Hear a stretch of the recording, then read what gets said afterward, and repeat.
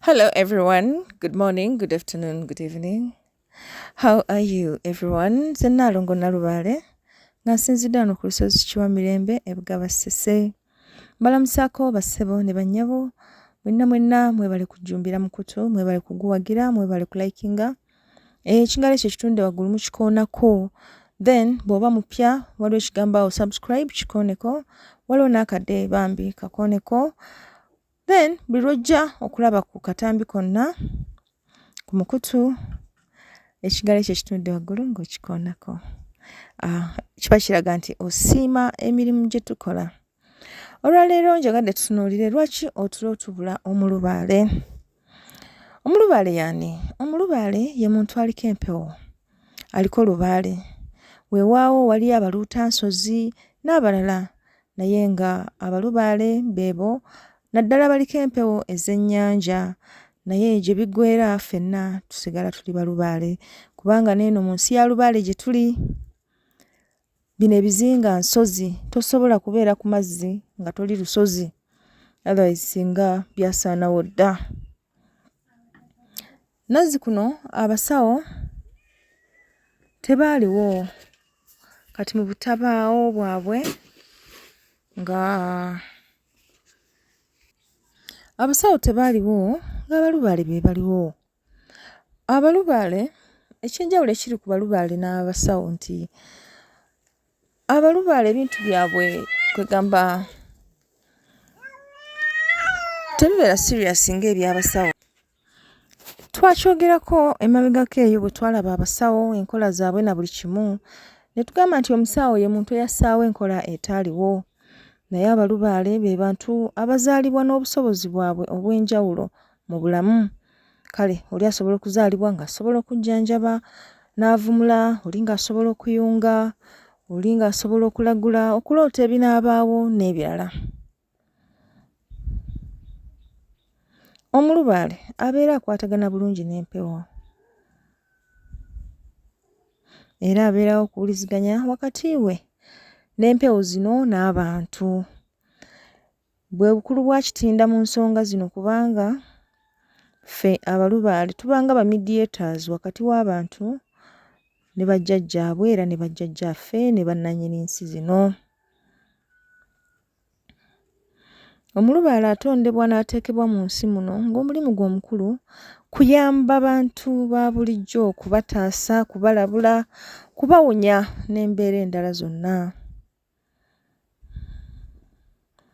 Lubaale n'empewo zonna eziyita n'omuntu zigera ekiseera ne zikiikako gy'ali, era we zikiika mpalo. Jjukira ffe wano mu kutondebwa kwaffe nti buli omu abaako empewo zonna ezo eziwanirira obulamu bw'omuntu, nga bw'ogamba nti jjajja Kiwanuka yakola ku by'ebbugumu, kiba kitegeeza buli muntu amuyina. Kati kino kye tuwulira nti gundi aliko empewo ya Kiwanuka, ebeera percentage, kugamba obungi n'obukulembeze obuba butambulidde mu mbeera eyo, naye nga ffenna tulina empewo zino. Kaakati mu kubeera nazo, nago gennyini ng'amaanyi, source ya energy, that particular energy, egera ekiseera n'ekiikako gy'oli. Kati bw'ekiikako gy'oli, you experience different expressions.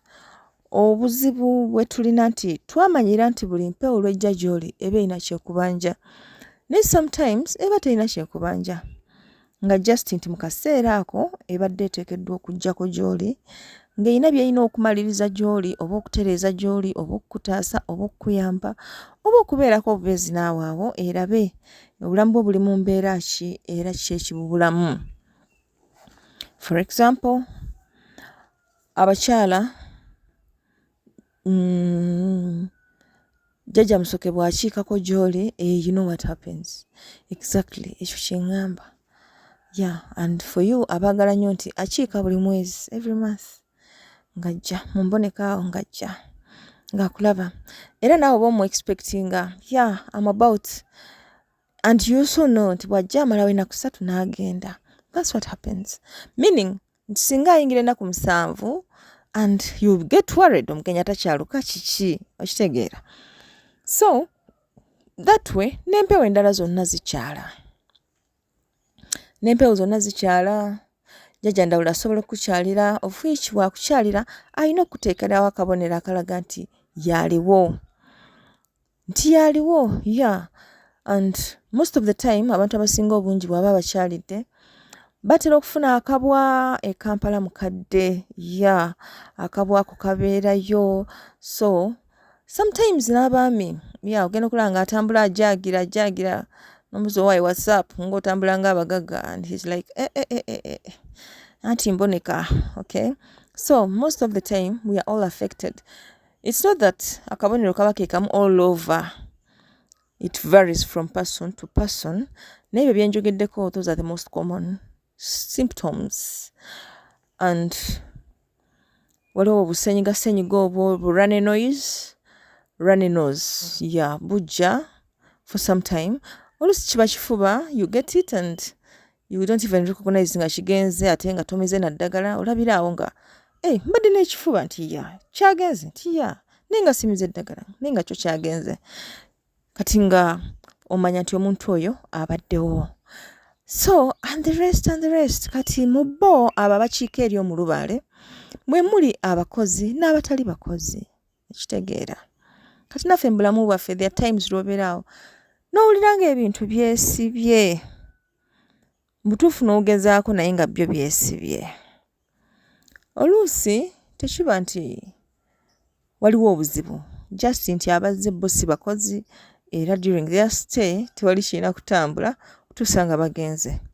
So sometimes you have to be a little patient. Yeah, just an extra mile n'obeera patient, otherwise oyinza ogwa eddalo. Eri ajja nga ye mugagga kagane mbeeraawo nga n'abaana bennyini they remember that period of time and they're like bannaye twali enkoko nga daddy buli lwannyuka ajja n'enkoko and for you somehow olabirawo ng'obusobozi obuyina empenda zeetemye and this person is like muzeeyi twala enkoko abiwaka balye, no tofaayo ku kya ssente ojja kuleeta gwe tofaayo twala and like eyakyadde waka tayagala kumanya ye muli wa nkoko. So bw'aba muli wa nkoko, enkoko erina okubeera provided for. Temugenda muliisa ebyo ebintu byammwe musimanyi ssente zaabuze biki like that, not necessarily nkoko or anything else. Ye aba ne kyayagala. Kaakati empewo zino ze tulabye ez'enjawulo, sometimes they come to us as a routine. Yeah, and people to some extent get to know, ne bamanya nti nze buli mwezi bwe guti embeera bweti ennumbagana n'embeera bwenti. Sometimes kibeera nti ekika ekyo eky'empewo kizze gy'oli oba si kyo nga gwe okiise gye kiri. So tulina kumanya nti empewo zino bwe ziba zikiise gye tuli, what do we do? Twetaaga kukola ki? Kubanga olwali tulabye nti kiki ekibuza omulubaale otulo. Out of all this stuff gye twogeddeko, empewo zaffe zitabaala. Okutabaala kw'empewo waliwo kuno kw'ogamba nti zikutabaalira gwe ng'omuzzukulu obeere mu mbeera ennungi nga by'oyagala bitambula bulungi na buli kimu. Then eriyo empewo ze tugamba nti ziri ku level ya family level, katugeze nti za kika, nga besides you ate zirina okumakinga sure nti n'abantu abalala abali mu kika kyazo babeera bulungi. So there are times lwe ziba zirina okusituka ne zitabaala.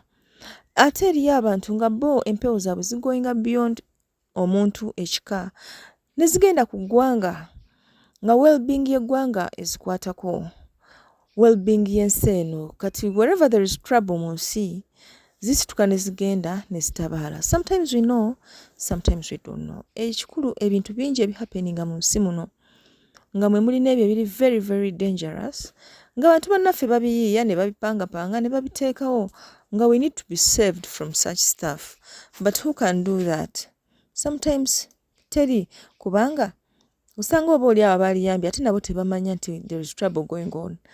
Kati oluusi ebyo ebitwala bajjajjaffe mu ntabaalo n'otuulakaawo ne ogamba naye okuva obwenkya sinnakola yadde ekikumi oba Lubowa yalazeewa nga Lubowa is busy, he's very busy doing some bigger issues. Bwe yakulesaawo just keep yourself safe. Totandika kutangatanga mbu olw'okuba zibuze n'olwekyo otale. I'm telling you my dear, bw'aba taliiwo okukola ne bw'onookola ki you won't get money. Instead that panic ejja kwetera n'okufiirwa n'okusingawo. Just stay calm. Mulinde adda era bw'akomawo mugenda kukola n'ezo zonna ze mutakoze ebbanga ly'amaze nga taliiwo and you'll be like yakomyewo. You even see him nti kati yakomyewo. Okay? Kati ekibuza abalubaale otulo most of the time is entabaalo zino ezisinga obungi ate zi happeninga kiro. Kati bajjajjawo tebayinza kubeera mu kutabaala nga gwe boss weebase. Nga gwe boss oli mu kisekulo. Okay? You have to be sober and awake. Kakati bo tebakowa naawe kubanga ne banaabikunyonyola tojja bitegeera ate ne bw'onooba obitegedde somehow you try to defy them. Ogenda ogula obuweke obumire okole biki such that weebaka ate nga bo bakwagala otunula. So that way ng'otulo tubula omulubaale nga tumubula it can be for a period of time neera kimala nakyo ne kiggwaawo ng'entabalo zikoze eki nga ziwedde bakomawo and you like bulijjo baliriddawa